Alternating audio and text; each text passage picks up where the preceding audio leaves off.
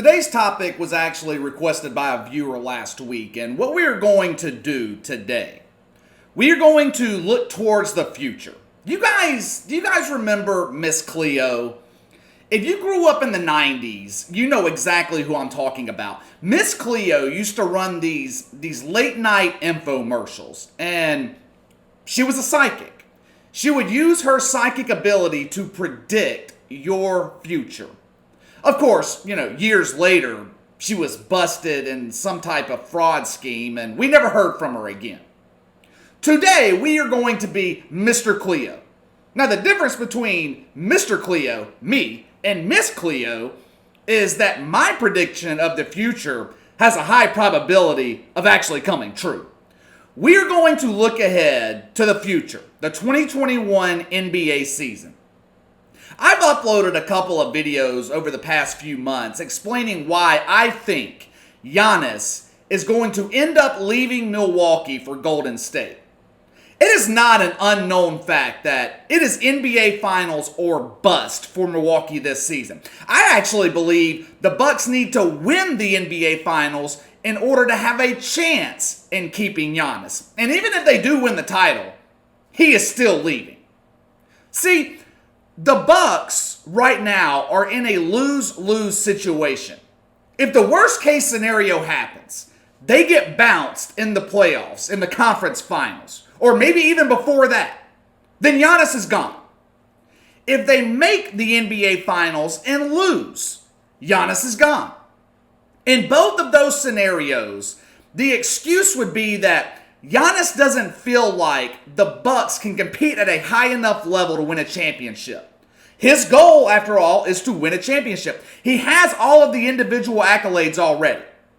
Milwaukee has had 7 years to build a contender around him, and they haven't. So if they lose in the playoffs, lose in the NBA Finals, Giannis is gone.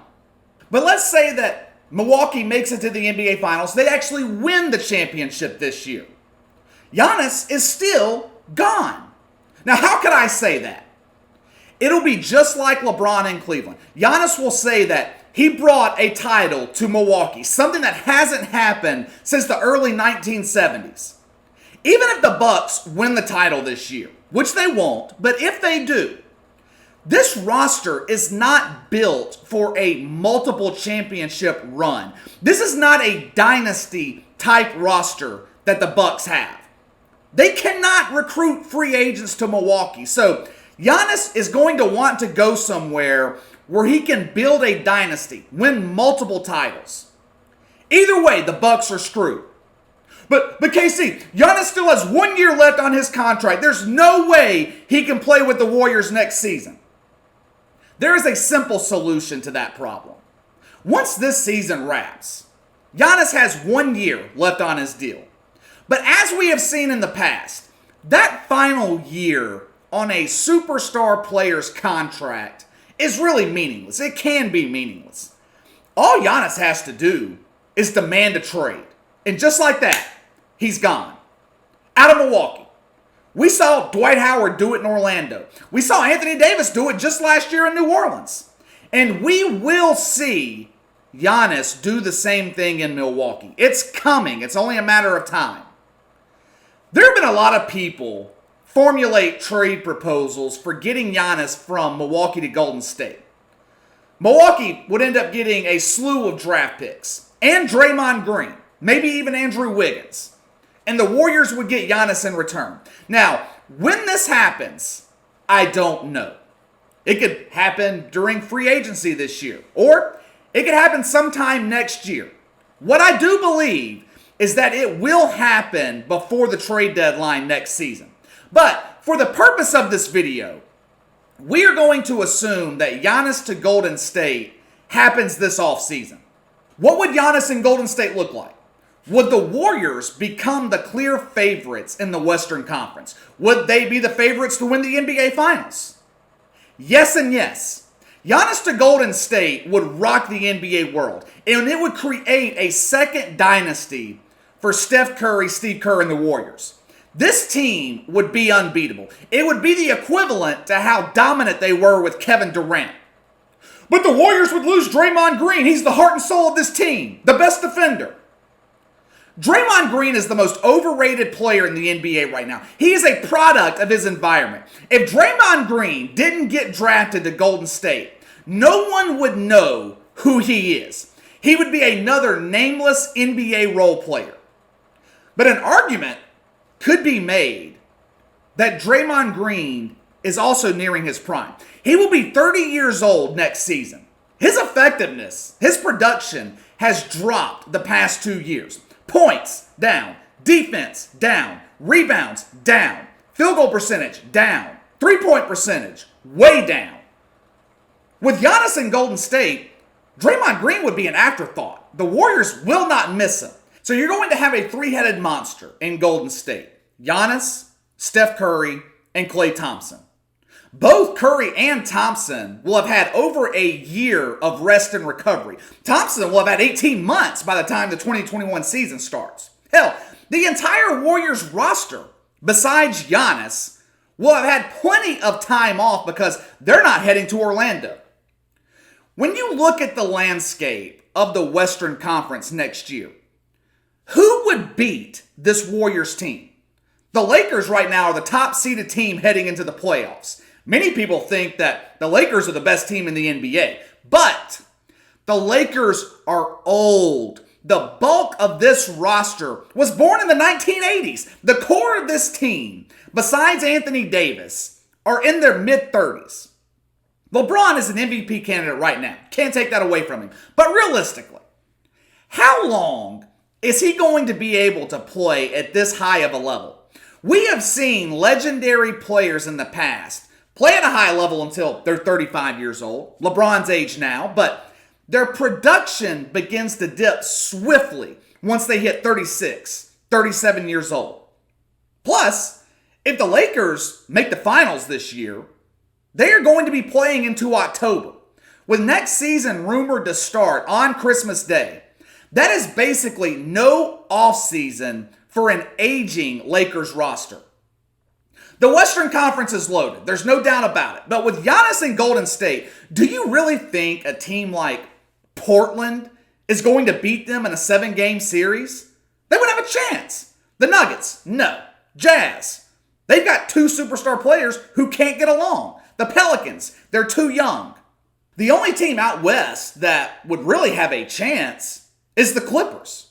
But that's assuming Kawhi Leonard can stay healthy. It seems like every time we turn around, Kawhi is out with some type of nagging injury. The guy takes load management to a completely different level. And also, it's the same case with LeBron. Kawhi could potentially be playing into October. I actually think the Clippers are going to make the NBA Finals and win it all this year. So, you've got a guy like Kawhi who suffers nagging injuries all the time, playing into October, and then going into next season with virtually no offseason. How is that going to work out? Now, with Giannis in the Bay Area, it is going to leave a power vacuum in the Eastern Conference. The Bucks, obviously, are going to drop from the top spot to potentially being out of the playoff picture altogether. The Sixers are a disaster waiting to happen. Similar situation to what's going on right now in Utah. Philadelphia has 2 star players that don't like each other. Some are even questioning Ben Simmons' commitment to the game of basketball. There's been speculation that he cares more about being a mainstream star than he does about being an NBA star. Then you have the Celtics, the Raptors. The Raptors haven't missed a beat since Kawhi left for Los Angeles, but we haven't seen Toronto in playoff basketball yet. But if Giannis ends up in Golden State, the NBA has a ready-made rivalry on its hands, possibly for the next 2 or 3 years. The Brooklyn Nets are going to be the favorites to win the Eastern Conference next season if Giannis ends up in Golden State. I actually think the Nets have a better overall roster than the Warriors do right now. They are far deeper. Outside of Steph, Klay, and Giannis, the Warriors are thin. The Andre Iguodalas, the Sean Livingstons, the JaVale McGee's, the depth that they used to have in Golden State, the guys that you need for a deep playoff run, the Warriors don't have them anymore.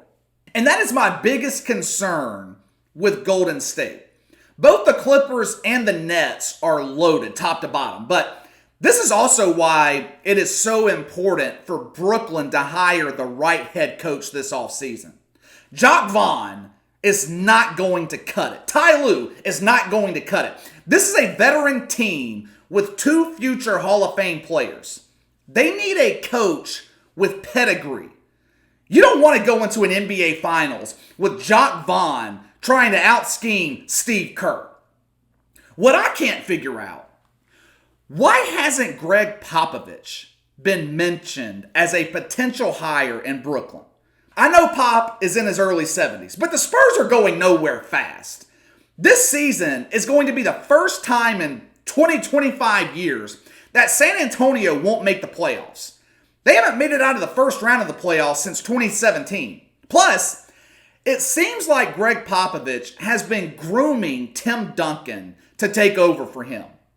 All signs are pointing to Pop being on his way out in San Antonio.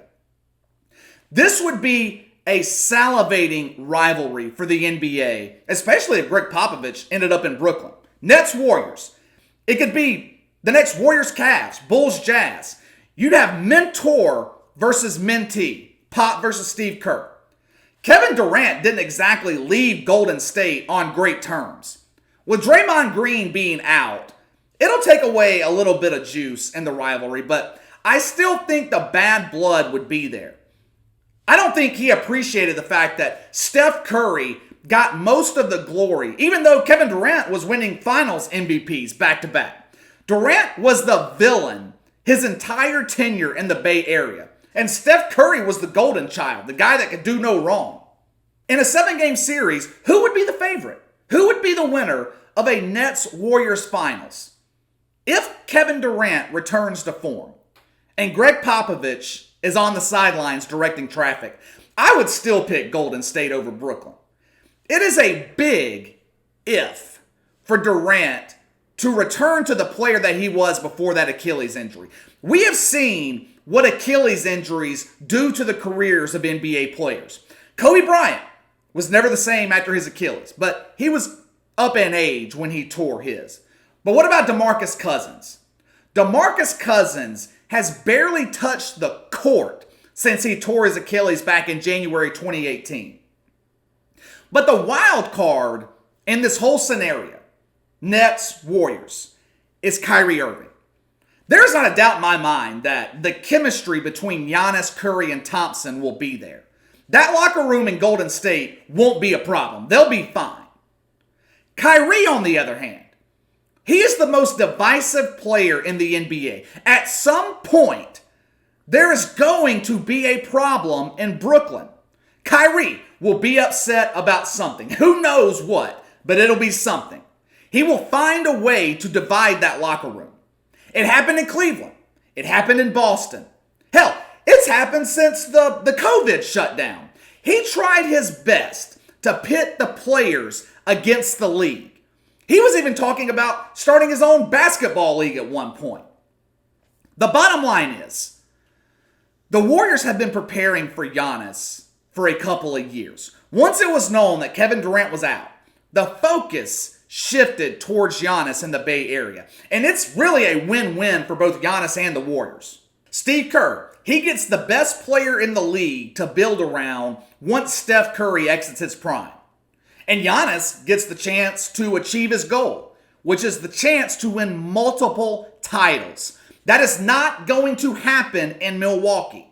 He's not going to have a problem recruiting players to come play in San Francisco like he's having in Milwaukee, where the weather in San Francisco is phenomenal year-round. Where would you rather live if you were a young millionaire? San Francisco or Milwaukee? The answer to me is simple. You just got to avoid the homeless people in San Francisco. But when you're a guy like Giannis, I don't think that's really a problem. All right, that's all for today. Make sure to hit that like and subscribe button. Click the notification bell to receive all notifications from the channel. Appreciate you guys that have already done so. Leave me a comment in the section below. If Giannis heads to Golden State, would the Warriors be the favorites to win it all? And what do you think of a Warriors-Nets rivalry over the next couple of years? Let me know your thoughts. You can follow me on Twitter at KC_BTL84. If you have any questions or a topic you want me to cover, you can email me at BTLKC84@gmail.com. I'll see you guys next time.